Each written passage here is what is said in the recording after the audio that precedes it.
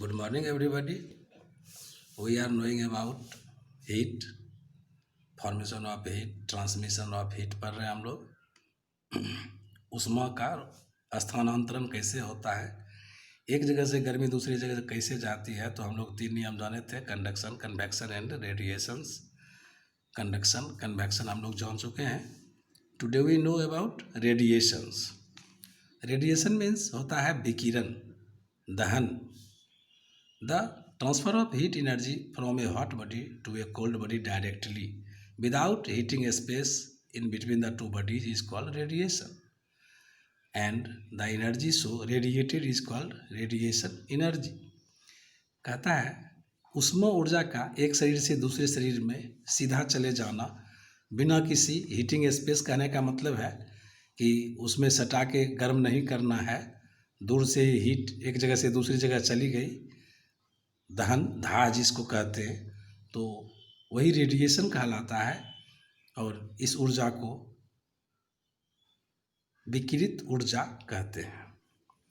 The radiations is the faster mode of transfer of heat from the hot body to a cold body. कहता है विकिरण की प्रक्रिया जो है ये गर्म वस्तु से ठंडे वस्तु की ओर बहुत तेजी से जाती है।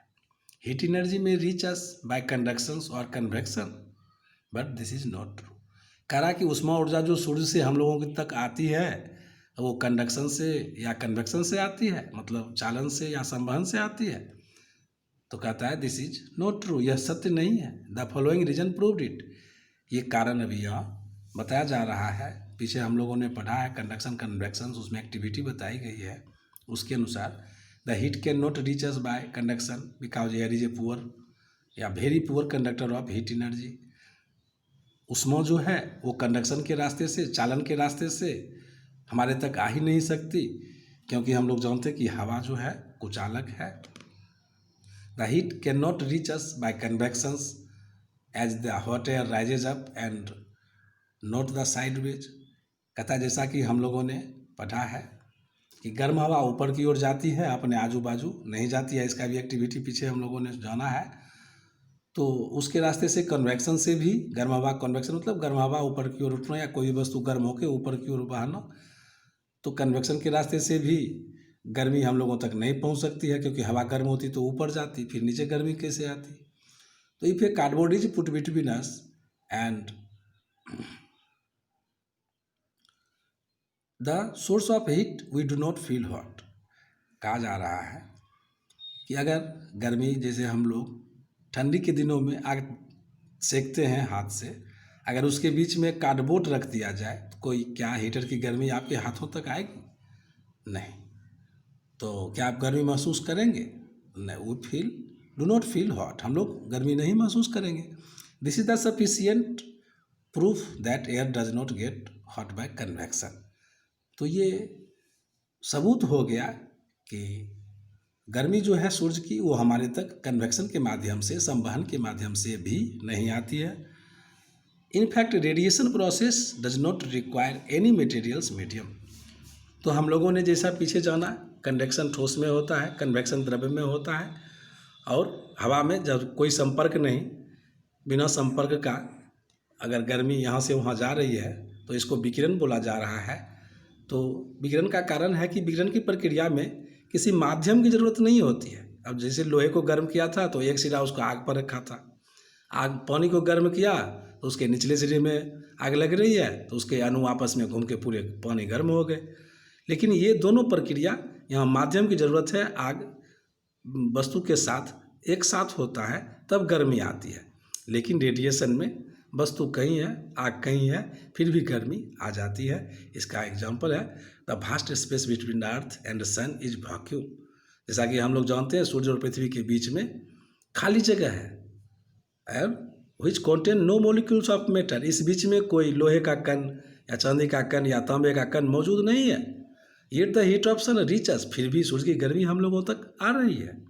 तो व्हेन समबडी एब्जॉर्ब इट, जब कोई भी वस्तु उस गर्मी को अवशोषित करता है, अपने शरीर में लेता है, सोखता है उसको, तो इट टेम्परेचर इज राइजेस, तो उसके शरीर का तापमान बढ़ जाता है, ऊंचा हो जाता है। तो हम लोग रेडिएशन मीन्स विकिरण जाने। तो कंडक्शंस ठोस में, कन्वेक्शन द्रव में, और रेडिएशन हवा में भी हो रहा है। हवा में भी गर्मी यहाँ से वहाँ जा रही है। तो when a body absorb a radiant heat its temperature rises. तो हम लोग एब्जॉर्ब और रेडिएंट को समझें कि what is absorption, so what is radiation of radiant heat. तो when a body absorb the radiant heat, जब भी कोई वस्तु उस विकिरित ऊष्मा को अवशोषित करता है तो इट्स टेम्परेचर राइज, उस वस्तु का तापमान बढ़ जाता है। Now when radiant heat is indent on the surface of some solid matters a part of it can be absorbed. जब भी कोई विकिरित ऊष्मा जो है वो किसी सतह पर पड़ती है, किसी ठोस की सतह पर पड़ती है, किसी धातु की सतह पर पड़ती है, तो धातु उसको सोखने लगता है।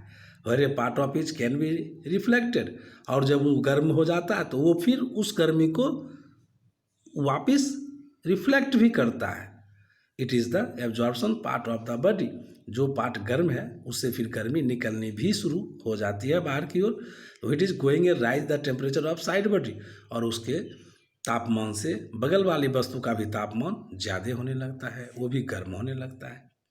Let us see what kind of body absorb radiant heat better. अब आइए हम लोग देखते हैं किस प्रकार का जो वस्तु है, किस कलर की जो वस्तु है वो ज़्यादा गर्मी को एब्जॉर्ब करती है और किस कलर की वस्तु गर्मी को एब्जॉर्ब नहीं करती है।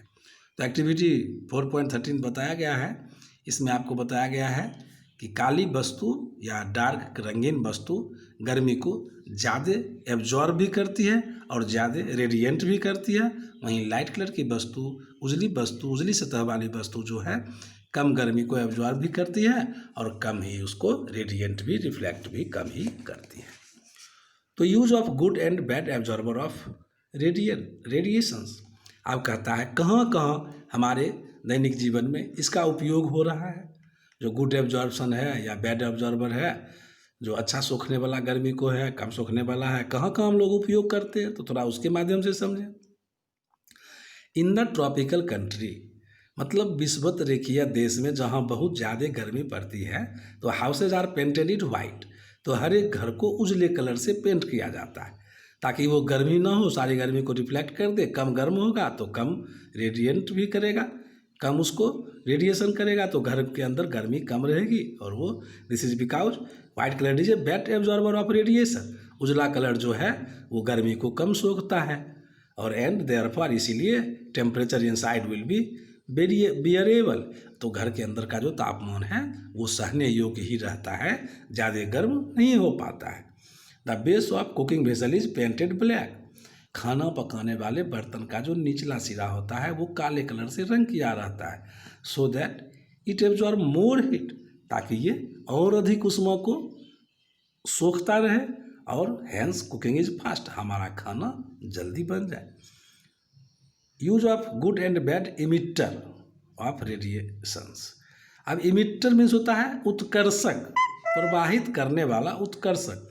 The metal surface of teapot is shiny. आप देखते हैं कि हर एक चाय के प्याले का आंतरिक भाग जो है वो चमकीला बनाया रहता है, so that T is kept hot for longer period. वो चमकीली वस्तु जितनी भी है वो ज़्यादा इमिटेड करती है ताकि हमारा चाय ज़्यादा देर तक गर्म रह पाता है। एक car radiator is painted in black. Car का जो रेडिएटर रहता है जिसको हम लोग रेड वाटर बोलते हैं, वो काले कलर से रंग किया रहता है, so that heat is radiated away quickly in order to cool down the circulating water. ताकि उसके इंजन में जो पानी दौड़ रहा है उसकी गर्मी को ये काला रंग अवशोषित कर ले और वो पानी ठंडा होकर फिर इंजन में चला जाए। The engine is therefore prevented from overheat, ताकि इंजन ज़्यादा गर्म न हो सके। अब आइए दूसरा पॉइंट है kinds of cloth we wear in summer and winter. इसी चीज़ को हम लोग जाने, एब्जॉर्बर और रेडिएंट को। इसी में भी एक पॉइंट दिया गया है कि हम लोग जो गर्मी और ठंडी में कपड़ा पहनते हैं उसके प्रकार अलग अलग हैं, क्यों? तो from the above activity you know very well that, ऊपर के क्रियाविधि से आप अच्छी तरह जान चुके हैं कि dark colour surface absorb more heat. जो गहरे रंग के कपड़े हैं वो अधिक ऊष्मा को सोखते हैं। Dark colour surface radiated more heat, और जो अधिक सोखेगा वो विकृत भी अधिक ही करेगा, छोड़ेगा भी अधिक। जितना सोखता है उतना अधिक गर्मी हीट अंदर की ओर वो छोड़ता है। तो light coloured surface radiate less heat, और जो हल्के कलर के सतह हैं वो कम ऊष्मा को सोखते हैं, कम गर्मी को सोखते हैं। तो light coloured surface absorb less heat, अगर वो कम सोखेंगे तो कम छोड़ेंगे भी, रेडिएंट भी कम करेंगे। तो for the same reason we do not wear dark colour cloth during summer. इन्हीं कारणों से गर्मी के दिनों में रंगीन कपड़े हम लोग या गाढ़े रंग के कपड़े हम लोग नहीं पहन सकते हैं। इफ़ वी डू सो, अगर हम ऐसा करते हैं, हम उसको पहन लेते हैं, तो we feel very uncomfortable during summer. तो हमको गर्मी में बहुत आरामदायक मतलब बेचैनी जैसा महसूस होगा, गर्मी बहुत ज़्यादा लगेगी। Similarly during winter we wear woollen cloth. ठीक उसी प्रकार से ठंडी के महीनों में हम लोग ऊनी के कपड़े पहनते हैं। Wool is a poor conductor of heat, जैसा कि हम भी जानते हैं कि ऊन जो है गर्मी का कुचालक है। इन एडिशन, इसी के साथ साथ wool trapped a lot of air between its fibre. ऊन जो है अपने रेशों के बीच बहुत ज़्यादा हवा को फंसा के रखता है। Air is a bare conductor of heat, और जैसा हम लोग जानते हैं हवा उष्मा का कुचालक है। So it does not allow the body to loss heat during winter. इसीलिए वो उनके कपड़े हमारे शरीर की गर्मी को बाहर जाने नहीं देते हैं, उसको बीच में इंसुलेटर का काम करते हैं, गर्मी को रोक देते हैं। सो वी फील वार्म, और हम लोग गर्म महसूस करते हैं। It is better to use two thin blanket instead of a thick one. एक मोटा कंबल से अगर दो पतला कंबल एक साथ करके हम लोग लेते हैं तो ये ज़्यादा अच्छी बात है, ज़्यादा गर्म लगेगा। The two blanket can trap a layer of air between them, क्योंकि दोनों कंबल के बीच हवा फंस जाती है। Then we feel very comfortable during winter, और हम ठंडी में बहुत ज़्यादा आरामदायक महसूस करते हैं। Thanks everybody, next tomorrow.